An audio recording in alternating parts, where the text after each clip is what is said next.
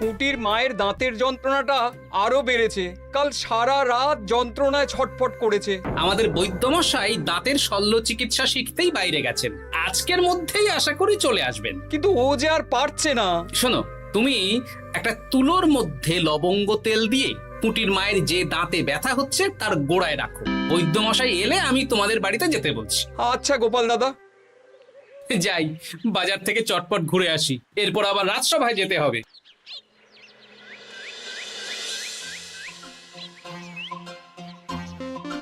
উফ, কি গরম রে বাবা, ছাতা নিয়ে বেরোলে ভালো হতো।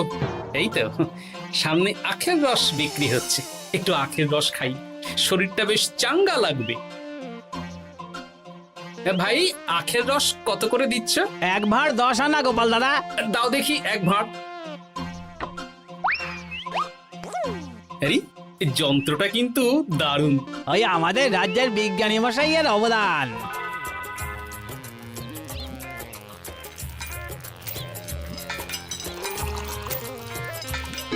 এই নাও গোপাল দাদা।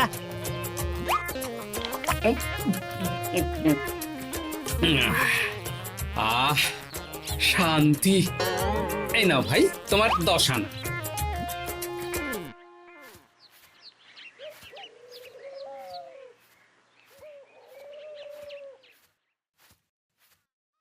কি রাজবৈদ্য, এই ফিরছ নাকি?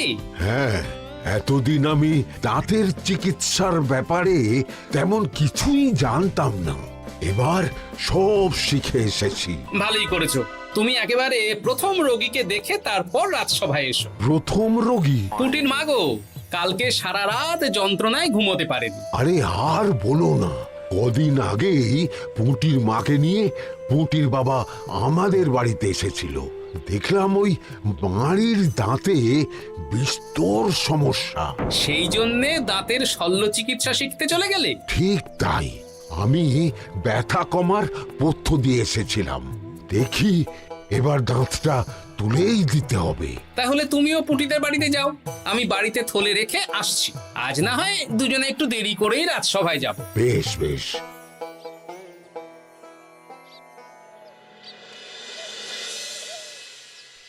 দেখুন মহারাজ, দেখুন আজকে রাজবৈদ্য আসেনি, আর ওদিকে গোপালও ডুব দিয়েছে। এই আনন্দে আমাদেরও ছুটি দিয়ে দিন মহারাজ। কি আনন্দে? এই গরমে বাড়ি বসে একটু আমপানার শরবত খাবো আর ঘুমবো। রাজ্যের সেনাপতি যদি বিশ্রামের কথা বলি, তাহলে আমার আর কিছুই বলার নেই।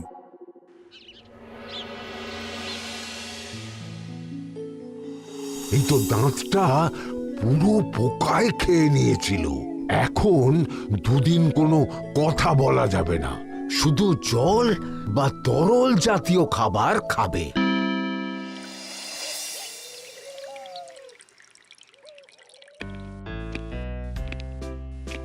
ওই তো গোপাল আর রাজবৈদ্য দুজনে একসাথে রাজসভায় ঢুকছে।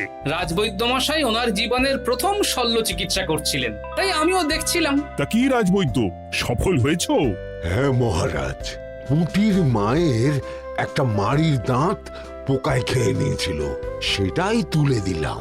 ভালোই হলো, আমাদের রাজ্যে কোনো দাঁত তোলার বৈদ্য বা চিকিৎসক ছিল না। এখন তুমি সাধারণ রোগ ব্যাধি নিরাময়ের সাথে সাথে দাঁতের চিকিৎসাও করবে।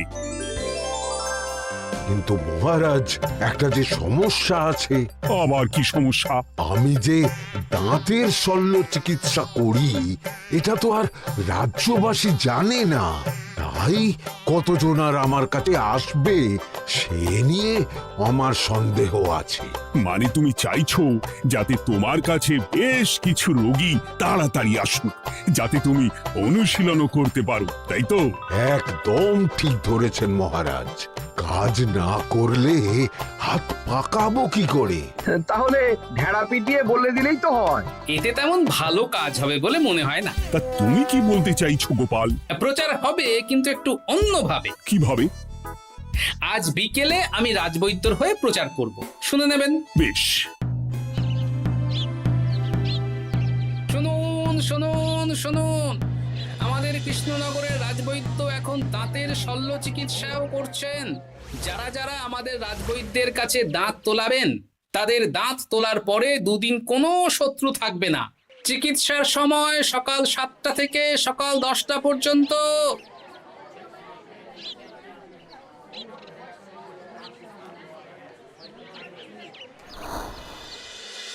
এসব তুমি কি উল্টো পাল্টা কথা বলছো গোপাল? উল্টো পাল্টা না, আপনি দেখুন না আপনার বাড়িতে লোকজন আসে কি না। আর কেউ যদি জিজ্ঞাসা করে যে এই রকম প্রচারের কারণটা কি, তাহলে বলবেন রাজসভায় আমার সাথে কথা বলতে আমি বুঝিয়ে দেব।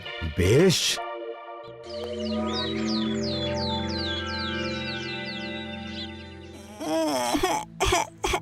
তোকে বারবার বলি এত মিষ্টি গুড় কাঠি খাস না। কি করব বাবা, কি ব্যথা।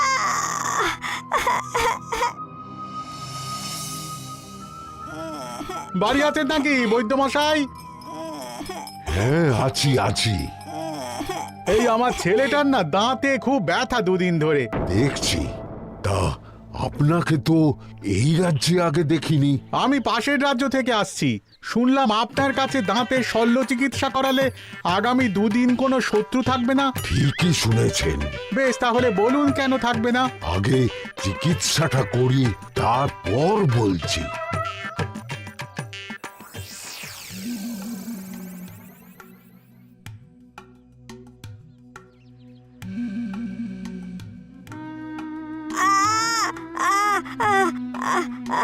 আর চিন্তা নেই, এখন দুদিন কোনো কথা বলা যাবে না। এবার তো বলুন আমার ছেলের আগামী দুদিন কোনো শত্রু থাকবে না কেন?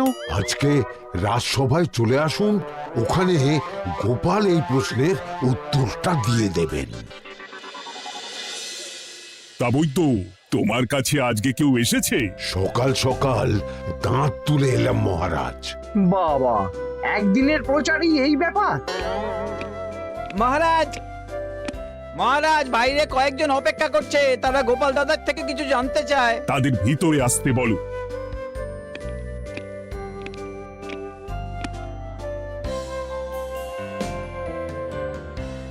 আজ আমার ছেলে বৈদ্য মশাইয়ের কাছে একটা দাঁত তুলিয়েছে। আমি জানতে চাই প্রচার অনুযায়ী আমার ছেলের নাকি আগামী দুদিন কোনো শত্রু থাকবে না, সেটা কেন বলা হয়েছে? বলতে পারি, কিন্তু কথা দিতে হবে। এই কারণটা বাইরে আর কাউকে বলা যাবে না। বেশ, বলবো না। বাংলায় একটা প্রবাদ আছে, বোবার শত্রু নেই। মানুষ সাধারণত কথার বিনিময়ে মতবিরোধ, বিবাদ বা শত্রুতা করে। যে ব্যক্তি কথা বলতে পারে না, তাই তার সঙ্গে কথা বলে মতবিরোধ হওয়ার কোনো সুযোগই নেই। মানে যার যার দাঁত তোলা হবে তারা তো আগামী দুদিন কথা বলতে পারবে না। আর কথা না বললে কোনো বিবাদ হওয়ার ব্যাপার নেই। আর বিবাদ না হলে কারো সাথে শত্রুতাও হবে না। কি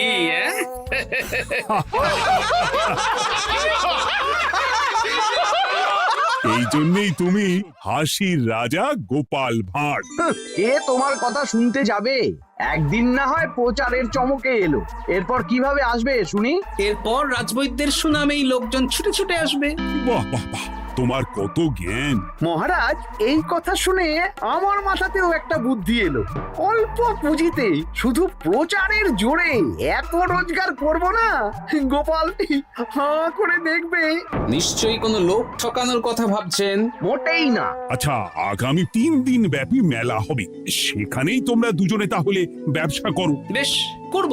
যে সবচেয়ে বেশি রোজগার করবে তাকে আমি 50 মোহর পুরস্কার দেব। রাজি। মেলার শেষে আমার প্রশংসায় পঞ্চমুখ হবেন সবাই, দেখে নেবেন।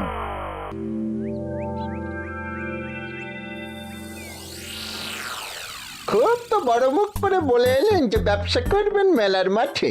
তা আপনি কি ব্যবসা করবেন শুনি? ভাগ্য পরীক্ষার দোকান দেব।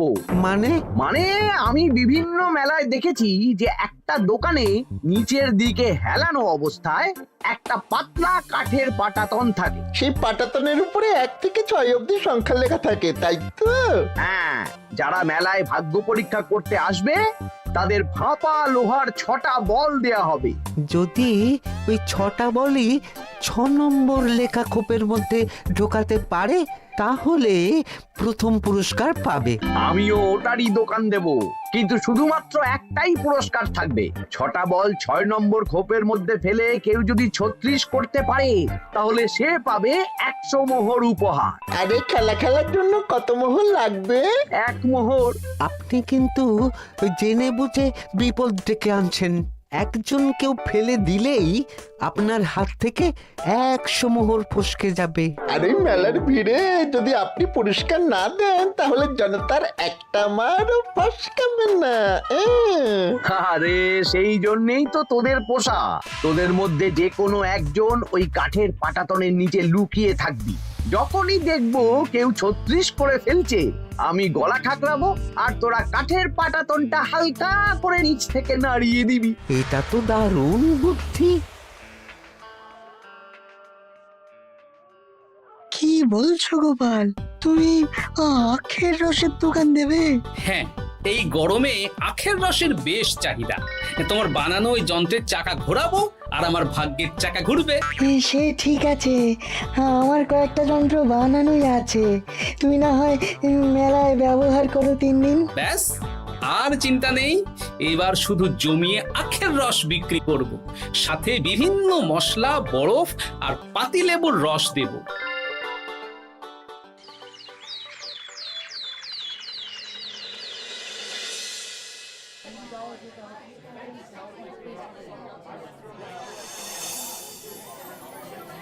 এই দোকানের পানীয় খেয়ে মন হবে বশ।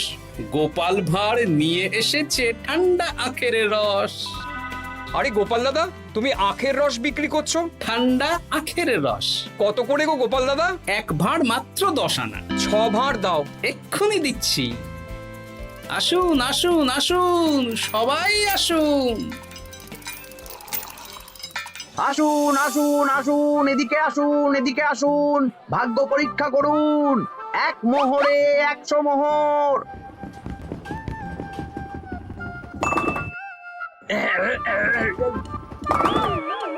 ভাগ্য পরীক্ষা করুন। মন্ত্রী মশাই বলেন কি 1 মোহরে 100? তুমিও ভাগ্য পরীক্ষা করাবে নাকি? একবার বাজিয়ে দেখতে দোষ কি? দাও, আখের রস খেয়ে বরং চলে যাই। এই তো হয়ে এসেছে। এই নাও, ধরো।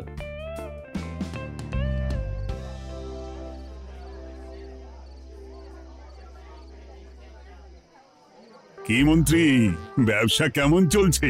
ভালোই। আপনি একবার ভাগ্য পরীক্ষা করে দেখবেন নাকি মহারাজ? না না না, আমি এসবে নেই। জানি আপনার কাছে 100 মোহর নস্যি, তবুও 1 মোহরের বিনিময়ে চেষ্টা করে দেখুন না।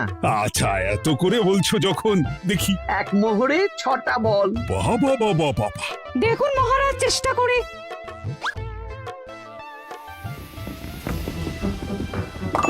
এই তো একটা 6 পড়েছে, আবার চেষ্টা করুন। জয় মা জয় মা।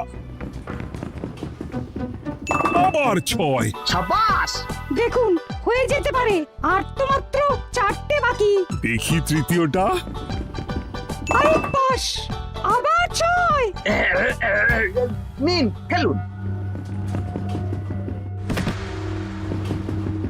এই যা, হলো না। আরেকবার প্রথম থেকে চেষ্টা করবেন নাকি মহারাজ?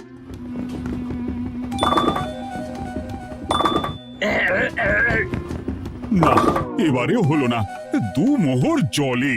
অন্য সব জায়গায় বাকি সংখ্যাতেও পুরস্কার থাকে, আপনার এখানে নেই কেন? আমার এখানে ধামাকা পুরস্কার, তাই বাকি আর কিছু রাখিনি। 36 করতে পারলেই 100 মোহর। এই নাও মন্ত্রী, 2 মোহর।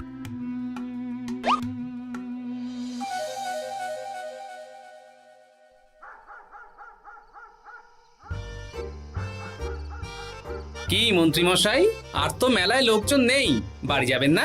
তুমি যাও না, আমি একটু পরে যাব। বেশ, আমি এগোলাম। গোপাল আর মন্ত্রী, তোমাদের কার কেমন রোজগার হয়েছে একদিনে? মহারাজ, কালকে আমার 7 মোহর 20 আনা রোজগার হয়েছে। আমার 70 মোহর, কিন্তু খরচ কিছুই হয়নি, কারণ কেউ 36 করতে পারেনি মহারাজ। বাহ বাহ বাহ। আমি তো বলেছিলাম আমি যখন ব্যবসা করব গোপাল আমার ধারে কাছে দাঁড়াতে পারবে না। বেশ, এখনো তো আজ আর কাল 2 দিন মেলার বাকি আছে। দুদিনেও আমার 2 কানা করিও খরচ হবে না, শুধুই রোজগার। গোপাল যতই প্রচার করুক আর যতই ভালো আখের রস বানাক না কেন, আমার ব্যবসাকে টপকাতে পারবে না। ঠিক আছে, আজকে আমি একবার ভাগ্য পরীক্ষা করে দেখবো। আমার দোকানে সুস্বাগতম। নাও সেনাপতি, চেষ্টা করে দেখো। দিন বল। আমিও সেনাপতির খেল দেখতে এলাম। প্রথম বল, এই যে গড়িয়ে গড়িয়ে গড়িয়ে 6 নম্বর, সাব্বাস সেনাপতি। আবার 6, তৃতীয়, চতুর্থ, পঞ্চম। আরেকটা ফেলতে হবে। নাও সেনাপতি, ষষ্ঠ বল, এই যা, হলো না। এটা কি হলো? আবার চেষ্টা করো তো সেনাপতি। হ্যাঁ, 3টে হয়ে গেছে, এবার 4 নম্বর। এই যা, 4 নম্বরে চলে গেল। ধুর চাই। ব্যাপারটা কি? মন্ত্রী মশাই গলা খুসখুস করার পরের বলটাই পরপর 2 বার অন্য ঘরে পড়ল। নিশ্চয়ই কোনো রহস্য আছে। না, আজকে রাতে ব্যাপারটা দেখতে হবে। চলুন মন্ত্রী মশাই, পুরো মাঠ ফাঁকা, একা একা মশা মারবে নাকি? আমি পরে যাব, তুমি যাও তো। বেশ। ব্যাপারটা কি? আমাকে তো নজর রাখতে হচ্ছে। না, একটা গাছের পিছনে লুকিয়ে পড়ি, মন্ত্রী মশাই গেলে ওনার পিছু নেব। দেখুন মন্ত্রীমশাই, পরপর 2 দিন আমি পাটাতনের নিচে ছিলাম। আগামীকাল ঘরটাকে থাকতে বলুন। বেশ, তাই হবে। আর অত জোরে গলা খাঁকড়াবেন না, কেউ যদি সন্দেহ করে ব্যাপারটা বুঝে যায় মুশকিল হয়ে যাবে। আরে কেউ বুঝবে না, অনেক রাত হলো, চল চল চল চল চল। আচ্ছা, এই ব্যাপার। তাই ভাবি 2 দিন ধরে একটাও কেউ পারলো না কেন? কাল আমিও মজা দেখাবো।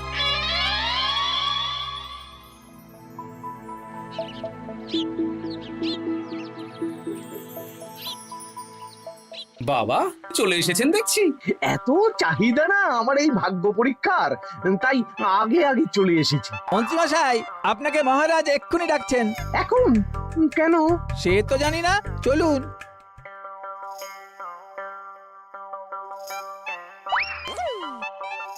এই বেটা ঘটা, এবার বেরো। এ কি গোপাল দাদা, তুমি? হ্যাঁ আমি। খুব চালাক ভেবেছিস না? মন্ত্রী মশাইয়ের খেলা আজকে শেষ। প্রহরী, একে ধরে নিয়ে যাও।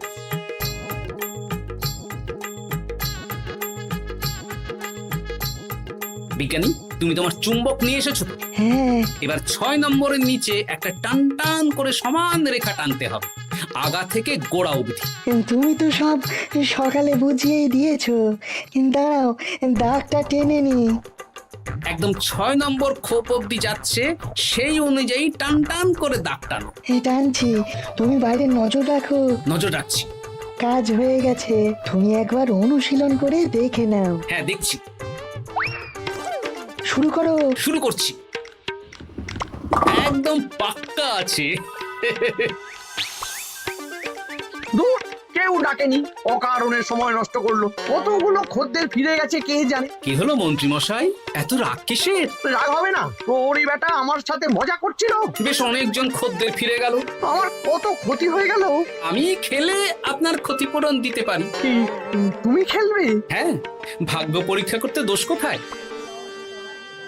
ওই তো বেশ কয়েকজন সভাসদের আসছেন, সবার সামনেই খেলবো।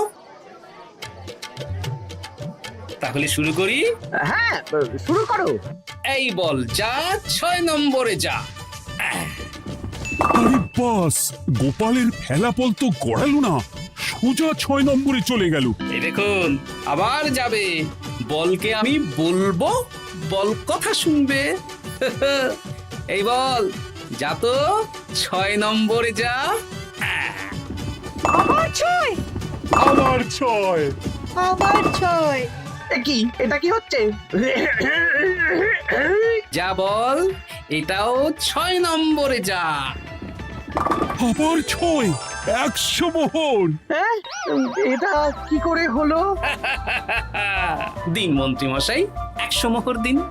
ইয়ে না, মানে মন্ত্রী দাও বলছি। আমি আবার খেলবো। ছয়। আবার 6। আবার 100 মোহর। আর নেই। এই ঘটা, আর কি করছিসটা কি? ঘটা নেই মন্ত্রীমশাই, আমি আছি। আর আছে আমার চুম্বক। মানে মানে তোমার কারসাজি ধরা পড়ে গেছে মন্ত্রী। গোপাল আমাদের সব বলেছে। আপনি যেমন ছলনা করে ভাগ্য পরীক্ষার ব্যবসা করছিলেন, তেমনি গোপালও ছলনা করে আপনার ব্যবসা উল্টে দিল। তাহলে শেষমেশ কে জিতলো? হাসির রাজা, জ্ঞানীর রাজা, রসিক রাজা গোপাল ভাঁড়। লোকের ভাগ্য পরীক্ষা করছিলাম আর আমারই দুর্ভাগ্য নেমে এলো।